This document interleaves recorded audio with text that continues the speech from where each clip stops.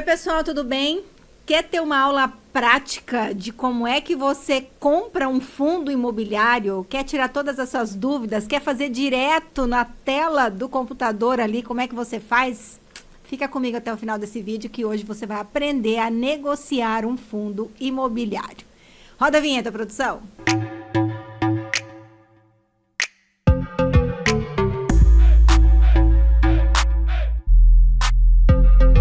Oi, pessoal, tudo bem? Eu sou Dani Romancini, economista, consultora financeira de empresas e pessoas há 22 anos.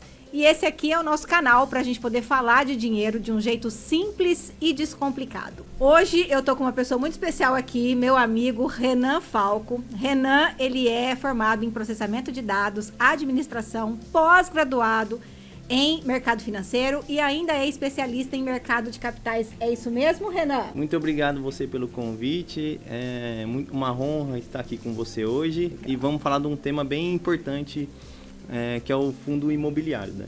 Fundo imobiliário, gente. Antes da gente entrar no assunto, deixa eu fazer um convite para você. Até o Renan vai fazer esse convite também. Se você ainda não é inscrito aqui no nosso canal, se inscreva, ativa o sininho das notificações.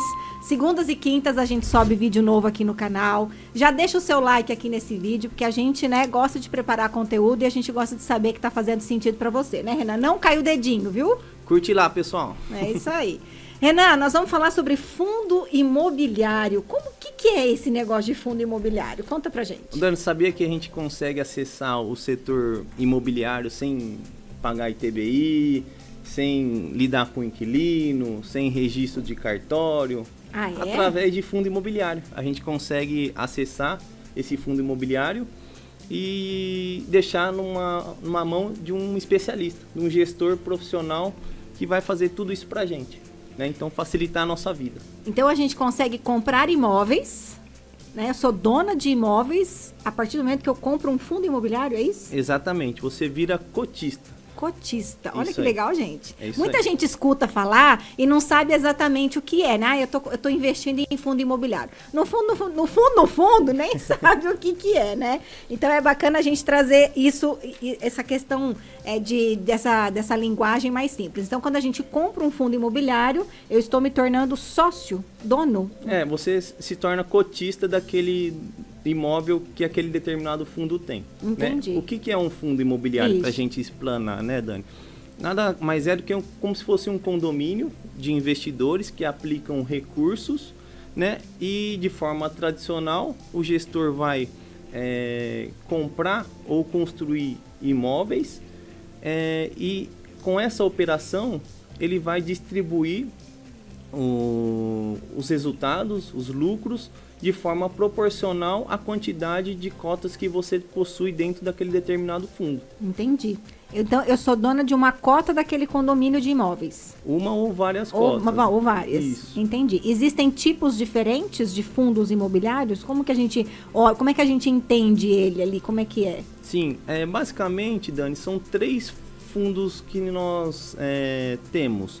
Né, que é o fundo de tijolo, como o próprio nome já diz, né? Você consegue, é um imóvel físico. Entendi. Né? Esse imóvel físico, Dani, ele pode ser hospitais, agências bancárias, hotéis, galpões, lajes corporativas, né? Entre outros.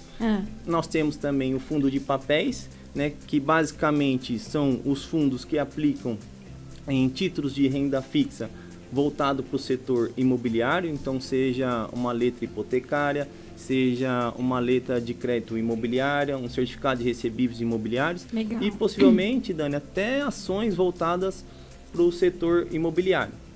Você sabe que você falou hotéis aí? Deixa eu tirar uma dúvida. Existe a rede de hotéis do Ibis. E o Ibis, ele tem um formato de... um dos tipos de hotel do Ibis é aquele Ibis Budget. Onde você é sócio daquele hotel, né? Você pode comprar uma cota daquilo. Isso seria um formato de fundo imobiliário parecido, semelhante? Na verdade, você fica sócio do Ibis, né? Com esse formato, Isso. né? E você acaba recebendo aluguéis do rendimento que o hotel IB está tem. tendo. Entendi. Né? É uma forma de... Não é um fundo imobiliário. Mas né? é só um exemplo para o pessoal visualizar como é que seria isso dentro do mercado financeiro, né? Tá, eu vou fazer uma analogia então para ficar mais fácil. Então, e terminando, a gente tem o tijolo, o papel e o híbrido. O híbrido nada mais é do que a mesclagem dos dois. Tá? Então a gente tem papel e tijolo dentro do fundo. Tá? E a analogia, Dani, que eu gosto de utilizar, vamos supor, eu sou um gestor e você tem interesse de investir no fundo de investimento, que é gerido por mim, tá? E aí o que acontece? Eu tenho um shopping. Nesse shopping, gente, presta atenção no exemplo. As mulheres gostam de shopping, né? Isso, já falou a língua da maioria aí. Aí o que acontece? Nesse shopping, vamos supor que a gente tem 1000 lojistas. Esses lojistas vão pagar o aluguel para mim, né? E a gente tem que fazer a gestão, a administração. Então, o fundo imobiliário ele tem um custo de gestão, o fundo de administração, né? E o que acontece? 95% do lucro líquido que a gente tem de forma semestral, eu como gestor sou obrigado a distribuir para os cotistas. Sim. Tá? Mas basicamente uma boa parte, você pode dizer que a grande maioria dos fundos imobiliários hoje aqui no Brasil, eles distribuem esses dividendos de forma mensal. Sim. Né? Então você consegue fazer uma renda recorrente de forma mensal. Aí, uma forma passiva. É isso que o pessoal quer saber, né? Beleza, vou lá. Primeiro, acho que a gente ainda, por mais que a gente já popularizou muito a questão dos investimentos, eu ainda converso com muitas pessoas que têm medo de investir. E aí a gente está trazendo um olhar simplificado, assim, para que todo mundo consiga entender o que é o fundo imobiliário. E aí são 2 pontos que a pessoa quer saber. Primeiro, quanto eu vou ganhar? E segundo, qual é o risco que tem de eu colocar o meu dinheiro num fundo imobiliário? Tá, então vamos por partes. Então. O rendimento hoje, Dani, ele é meio subjetivo, né? Vai depender muito de como o gestor trabalha. Sim. Né? Porque assim, tem fundos imobiliários que tem só um único imóvel. Né? Então tem fundos imobiliários que tem 20, 15 imóveis. Né? Então vai depender muito, né, dos títulos que tem lá dentro, dos papéis que tem lá dentro. Tá? Então depende muito. Tá? Mas a gente pode se basear mais ou menos em 0,6% a 1,2% ao mês. Tá? Então é um rendimento interessante que os fundos imobiliários estão proporcionando atualmente para a gente. Né? E o que é legal de comentar, Dani, é que esses dividendos que a gente recebe, ele é isento de imposto. Isso é bacana de falar, porque tem muita gente que não faz essa conta, não se liga nisso. Então, assim, como você falou da questão do pagamento dos dividendos, eles podem ser mensais. A maioria é mensal. A maioria é mensal. E eu não pago imposto sobre esse dividendo, ele é líquido para mim? Exatamente, ele é isento para você. Que legal. É um ponto bem interessante, muito positivo com relação a essa parte dos fundos imobiliários, né? Então, a gente acaba recebendo o aluguel, né, de estar investindo num shopping, num galpão logístico, o que seja, e a gente está recebendo ele de forma líquida, né? Entendi. Beleza, ele falou da parte boa, né? E existem os riscos, Renan? Os riscos eu costumo comparar como se você estivesse também comprando uma casa ou um prédio para você alugar. Né? A gente tem, hoje atualmente, os fundos imobiliários eles são regulados e observados pela CVM, que é a Comissão de Valores Imobiliários, e também pela B3, que é a nossa bolsa, né? Sim. Então a gente tem esses 2 órgãos por trás disso aí, olhando, né, regulando. Que já dá uma credibilidade, uma garantia, né? E os riscos que eu falo, a gente tem como em qualquer outro tipo de investimento em imóveis. Basicamente, se você comprar uma casa, qual o risco que a gente tem? A gente tem risco de enchente, a gente tem risco de incêndio. Sim, né? de desabamento. Exatamente. Você adquirir um imóvel numa região violenta. Sim, né? Então, e desvalorizar. Exatamente. Então, a gente tem esse tipo de riscos, né? Uma regulamentação que o governo possa vir a fazer no setor imobiliário. Entendi. Né? Que pode acabar impactando na forma de negociação dos imóveis. Entendi, né? Ah, legal. Ô, Renan, e aí falando das vantagens, a gente, né, você me trouxe um dado antes da gente começar a gravar aqui, e eu queria, depois fiquei pensando nisso, que, assim, muita gente se desiludiu da questão da aposentadoria, né? Hoje em dia eu acho que nem sei se tem alguém da nossa faixa de idade aí que pensa em se aposentar, né? Eu não sei como é que isso funciona na maioria das pessoas, mas você me trouxe um dado, eu queria que você trouxesse até para a gente trazer como alternativa o investimento no fundo imobiliário, né? Que são do INSS da vida, gente. Os fundos imobiliários têm um item legal, Dani, que você consegue transformar esses dividendos em uma renda passiva.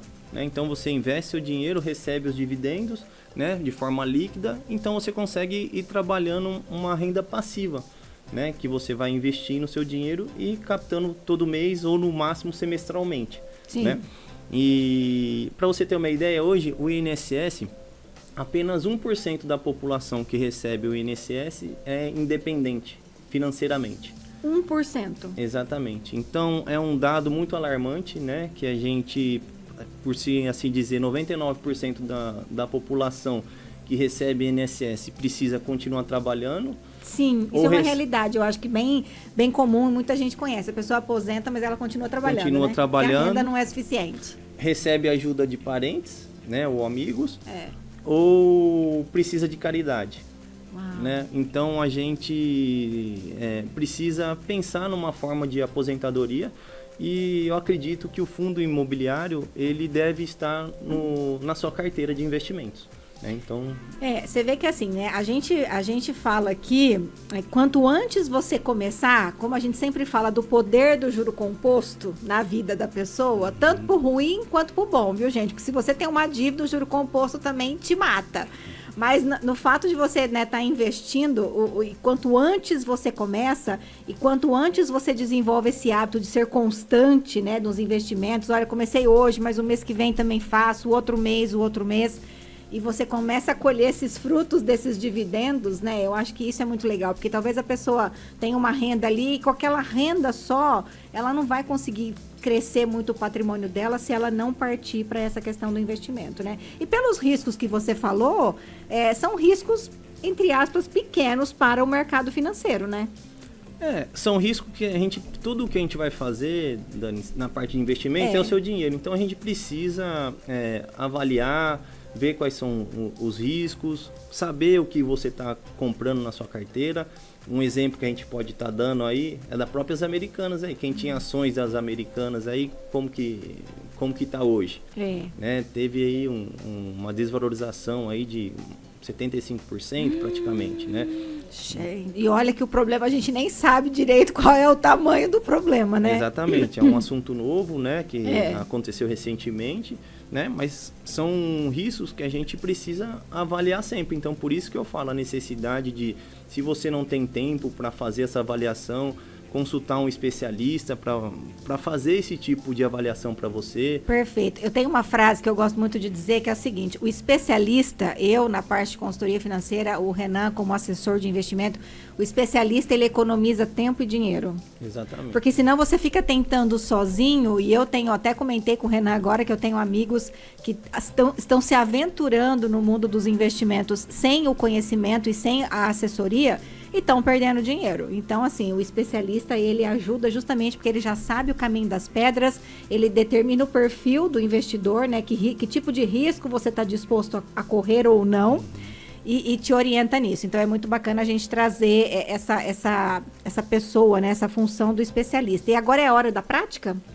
A gente pode falar, inclusive, Dani, tem um questionamento que o pessoal acaba fazendo, sobre a renda fixa. É uma das perguntas que a gente mais recebe. A renda variável. São duas perguntas, né, que a gente acabou recebendo aqui. Isso. Né?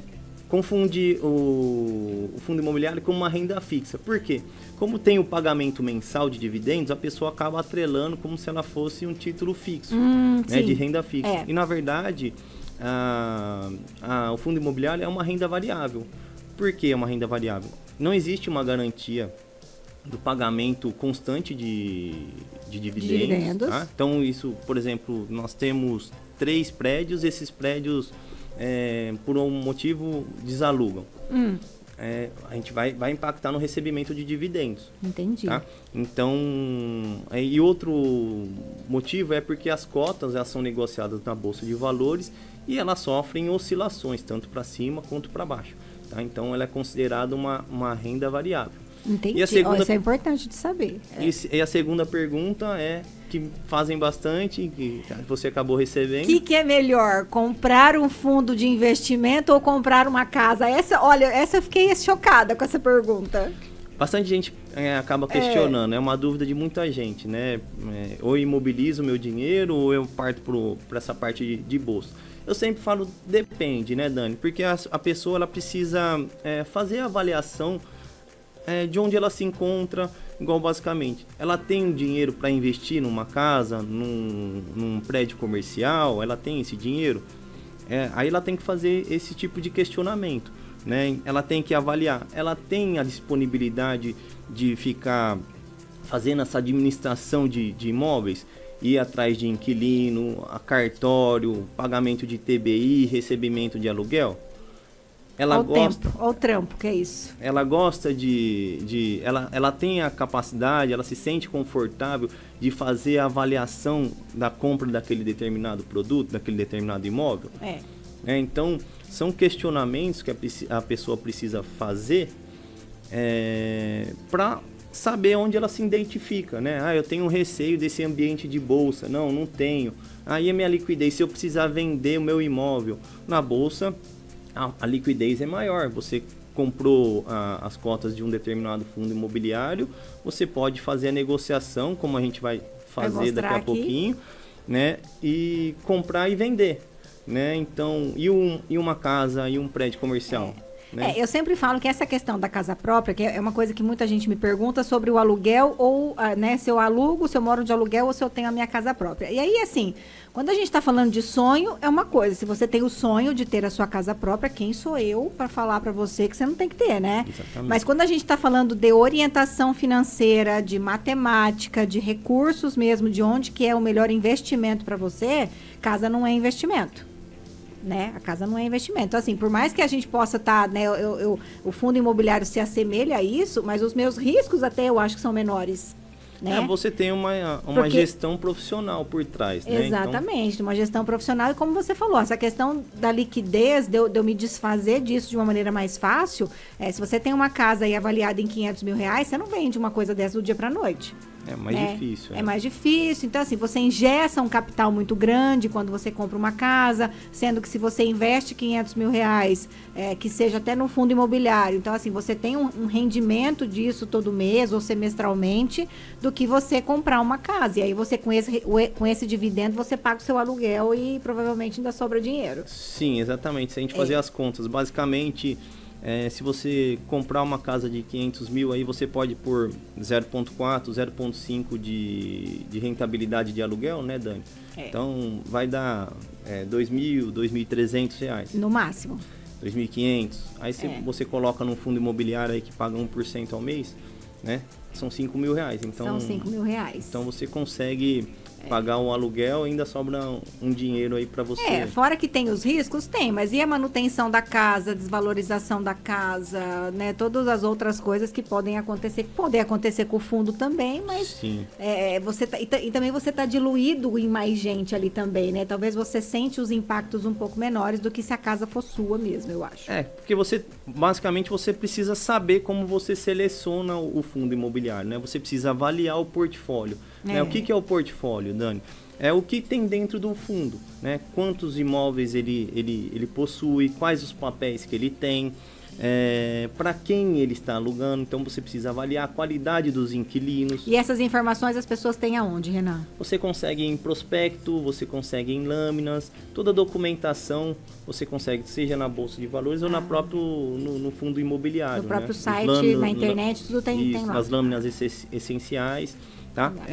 São avaliações, tem que ser feita de forma bem cautelosa, fazer essa avaliação, ou seja, então olhar os fundos, dentro do fundo, os portfólios, aonde está alugado, qual é a região, se são prédios novos, se são prédios antigos, porque, por exemplo, um prédio novo é fácil de alugar, é fácil de vender, um prédio antigo que precisa de manutenção, está desatualizado ou tem alguma pendência jurídica, é mais difícil de você alugar, mais difícil de você vender. Até essa questão que você falou de uma pendência jurídica, a gente precisa saber, né? Se tem algum ônus em cima daquele imóvel, algum processo, alguma coisa assim, né? E você percebe, Dani, que são informações que você precisa de um profissional para fazer a avaliação, Exato, que não é tão simples você investir, né? Seja no imóvel físico também, né? Você tem que correr atrás dessa documentação, se está tudo certo, se está atualizado, se não está. Depois que comprou, pagou, já era, né? Exatamente.